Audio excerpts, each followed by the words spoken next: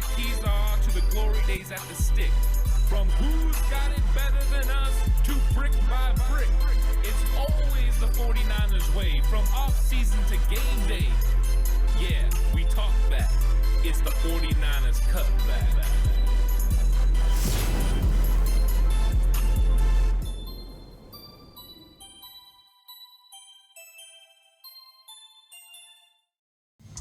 What's up, everyone? The San Francisco 49ers have made a move at the tight end position, and it's a familiar face. It's Logan Thomas, because Logan Thomas has already been with the 49ers this season. And of course, I've talked about Logan Thomas extensively. I thought he was going to be a tremendous addition to this San Francisco 49ers roster. Of course, in training camp, he dealt with a hamstring injury, which forced the 49ers to create a roster spot. They had to release him. And of course, he's been out there on the open market, and the 49ers have now brought him back, according to Tom Pelissero. So the San Francisco 49ers address a position that it looks like has a lot of depth. It looks like the San Francisco 49ers are absolutely loaded at tight end. But Logan Thomas comes in, and it's a veteran with a lot of receiving upside. And I think that's where Logan Thomas really starts helping this football team out. And we're going to talk about the roster implications of what that could mean for some young tight ends, or potentially some guys that people were super high on. And we're going to talk about that in 1 second. But first, the addition of Logan Thomas, what it means to this offense. I don't think it's just for the Raiders game. I think this is a move that signals Logan Thomas is going to be on the 49ers roster for 2024. Logan Thomas gives the 49ers a unique player they don't currently have on roster. Besides George Kittle, they don't have a tight end that can consistently win in the passing game. We like Eric Saubert. He's a solid player. He's a guy that can catch the occasional football as a possession tight end. He's a guy that, can do the dirty work when it comes to blocking and pulling. He's very Charlie Warner-esque. In fact, he's a player that I think has blocking upside like Charlie Warner, with a little more upside when it comes to receiving the football. But I think as we've went through the preseason, we've seen that Eric Saubert is not the answer as the receiving threat tight end that the 49ers want to pair with George Kittle. They want to be able to run 12 personnel and still be able to get something done in the passing game. They want to be able to run 22 personnel, put two tight ends out there, and be able to get somebody up the seam or create a mismatch for one of their tight ends, and not have to keep George Kittle, out there for pass routes and in on blocking. You have to have some guys that can do both. And I think Logan Thomas is what they're hoping the answer is. They were hoping the answer was going to be Cameron Latu. They drafted him last year. This is exactly who they expect Cameron Latu to turn out to be, is Logan Thomas. It hasn't happened so far.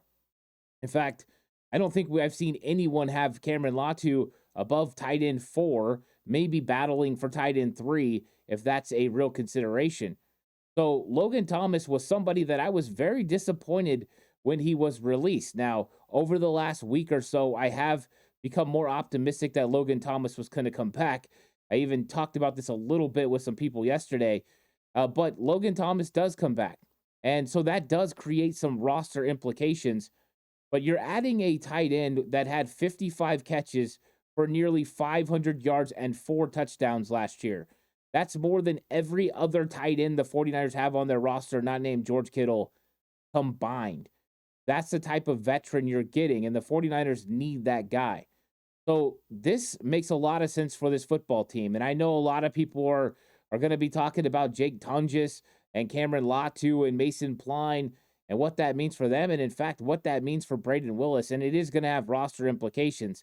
I don't think it means that Eric Saubert doesn't make this team. I think he's dead set on making this team and being able to help this football team. I think the same thing you think about George Kittle. Eric Saubert is a lock on this team. But I think when you're talking about who becomes tight end 2, I think it becomes depending on play. Because when you have a play that you want to pass on, and you can't do it every time, right? Or you're going to give it away to the defense. But if you have a play and you want to pass, you want Logan Thomas on the field. Eric Saubert is a lumberer. He's not as fast. He's not as agile. He doesn't have as good of hands as Logan Thomas. He's not as big of a red zone threat. Shoot, he's just not as big. That's one of the things that Logan Thomas has going for him. He is a tremendous body, the size, the athleticism, a former quarterback. He understands zone coverage. He knows when to sit down. He knows how to do all those things. Is he the best blocker? No. Is he a better blocker than Braden Willis right now? Probably. And so I think that's where the 49ers are looking at this. Is this guy is a guy that competes, he wants to win, and obviously he wants to be with the 49ers. He's had an opportunity since he got released, and I'm guessing they told him, "Hey, we need the roster spot right now. Once you get right, come back. We're going to re-sign you and bring you back." And that's exactly what happened right here. I don't think this is the only move the 49ers are going to make over the next week. I know there's going to be some roster gymnastics that they're going to have to make to keep as many players as they can. And now they added to it. Now, the corresponding move for this was safety Taylor Hawkins was waived by the 49ers. And Hawkins has missed practice this week. He's dealing with an injury. And unfortunately for Taylor Hawkins, he's been a practice squad guy. Then he comes in week 18 last year against the Rams, has an interception, and breaks his arm. And he's out for the playoffs and that push where he might have gotten an opportunity to play a little bit. So we don't know what's going to happen with Taylor Hawkins, but for the foreseeable future, he's not going to be a part of the San Francisco 49ers organization, and he might have been outplayed by Jalen Mahoney anyways. So he moves on, and the 49ers bring in a big tight end in Logan Thomas. Now, ramifications for the other players. I think right off the bat, people start sliding down the depth chart. I think if you go 2A, 2B with Eric Saubert, because one's your blocker and one's your pass catcher, that is fine. But I think those are the top three guys: George Kittle, Logan Thomas, Eric Saubert. Those are your top three guys on the depth chart. And I know a lot of people say, well, Logan Thomas hasn't had training camp. Logan Thomas hasn't been practicing. Not worried about that. This is a 10-year vet. This is a guy that's been in the league for a long time. He knows how to do things the right way. His body will be right. And the 49ers are going to ease him in over the next 2.5 weeks. So that's going to be exciting. I think when it gets muddied up is after that. You have the two young players, Braden Willis and Cameron Latu, that you drafted last year. Now the likelihood is one for sure is gone. And I think Braden Willis has outplayed Cameron Latu all during the preseason. I think he outplayed him last year because Latu couldn't even get on the field because he got put on IR before the season started. So Braden Willis, that ability to do what he's supposed to do, this is coming down to the end right here. I think Braden Willis is ahead. I think Braden Willis is likely to be on this roster. And I think now it's likely the 49ers keep 4 tight ends, with Braden Willis being that 4th tight end. That means that Jake Tunges, that means Cameron Latu and Mason Pline are all going to be waived. Or the 49ers may turn around and trade either Braden Willis or Cameron Latu in the next week or so, the next few days. We do know that Dalton Keene of the Houston Texans was injured. He's out with an ACL. Could they turn around and trade one of those guys to Houston for future draft considerations? That's possible. It could also mean they're just going to waive, Cameron Latu, Mason Pline, and Jake Tunges, and whatever ends up clearing waivers and coming back, they bring back to the practice squad. It's a risk. Of course, you might lose somebody that you want to keep. But I think Jake Tunges, for sure, is someone they would love to have on the practice squad, someone that could develop into a guy that could be versatile, help you with blocking out of the backfield. He had the fullback reps when he played for Chicago. He's also a pretty decent, balanced tight end. And so I think that they like him enough. But I think this tight end room just got tremendously better with the re-addition of Logan Thomas.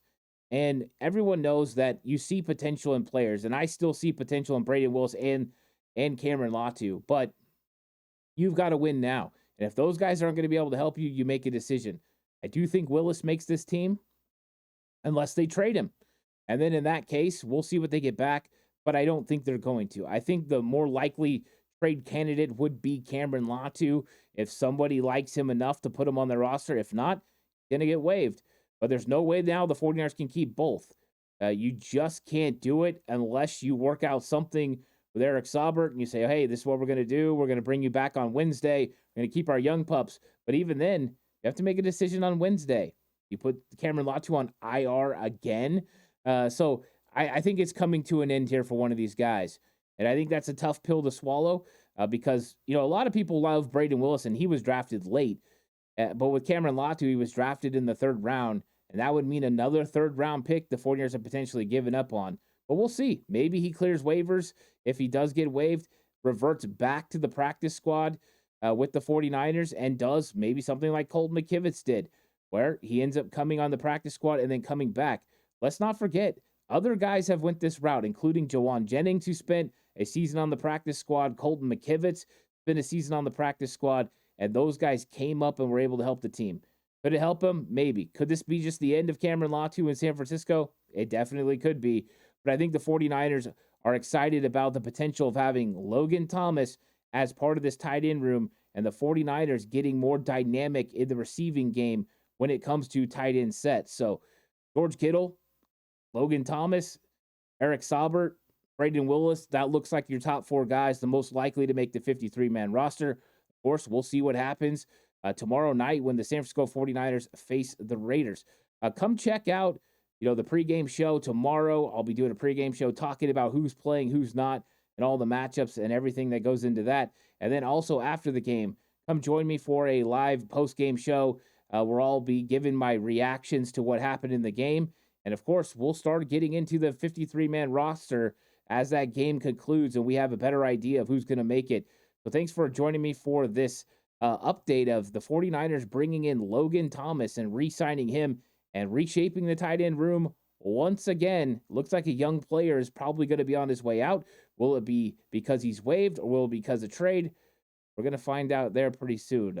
Please like and subscribe to the channel if you haven't already. I really appreciate it. I'll catch you guys on the next one. Until then, stay safe. Remember, the right way is always the 49ers way.